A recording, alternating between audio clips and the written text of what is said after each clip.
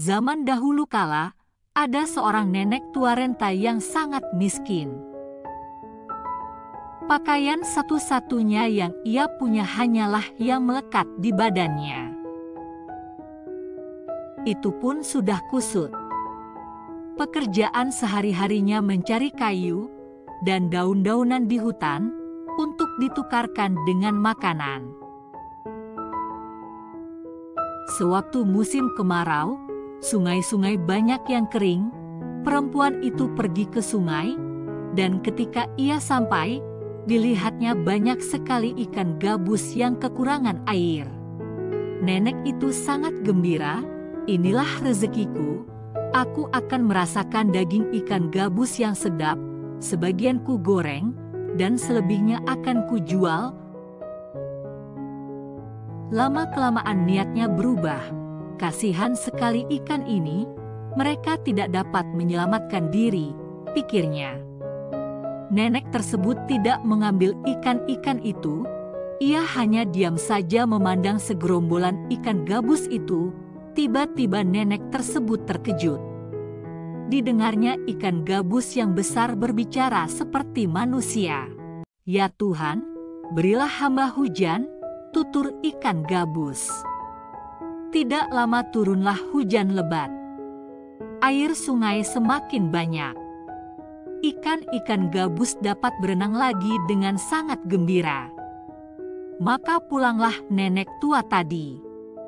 Sepanjang jalan ia memikirkan tingkah laku ikan gabus tadi. Gumamnya, "Kalau aku minta uang kepada Tuhan seperti cara ikan tadi meminta hujan, mungkin diberinya juga." Sampai di rumah nenek tua tadi meminta kepada Tuhan, ia duduk menengadah sambil berseru, "Ya Tuhan, berilah hamba uang." Ia memohon terus-menerus kepada Tuhan. Ia percaya Tuhan itu ada. Sampai tengah malam ia masih saja terus berdoa. Salah seorang tetangganya yang sangat kaya jengkel mendengar nenek tua itu.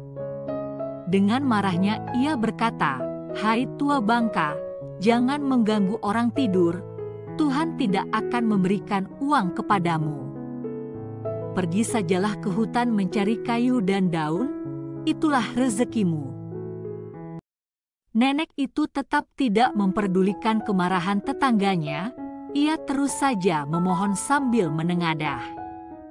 Si orang kaya tadi mengambil pecahan genting dan kaca sambil memasukkannya ke dalam karung.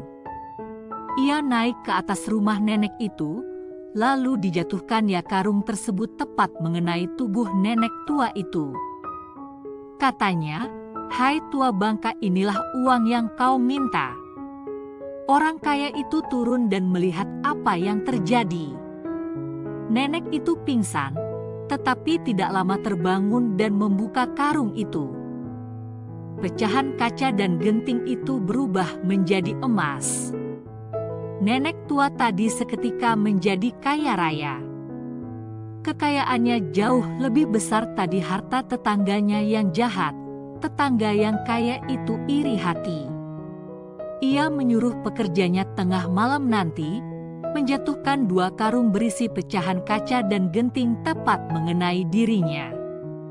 Tengah malam, orang kaya itu teriak-teriak menirukan cara nenek tua itu, "Ya Tuhan, berilah hamba uang." Pelayannya menjatuhkan karung tepat mengenai badan orang kaya yang serakah itu. Ia pingsan lumayan lama. Setelah sadar, dibukanya karung tadi dan ia kaget. Ternyata pecahan genting dan kaca tidak berubah menjadi uang dan emas. Sungguh ia sangat sedih sekali melihat kenyataannya seperti itu. Belum lagi badannya luka akibat terkena pecahan kaca dan genting.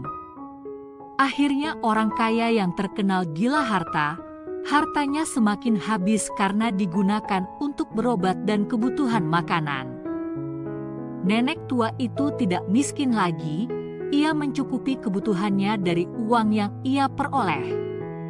Orang kaya yang serakah tadi akhirnya dirawat oleh nenek tua yang baik hati itu.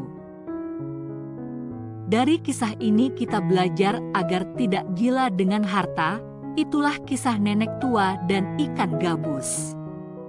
Semoga ada hikmah yang dapat diambil. Sekian dan terima kasih.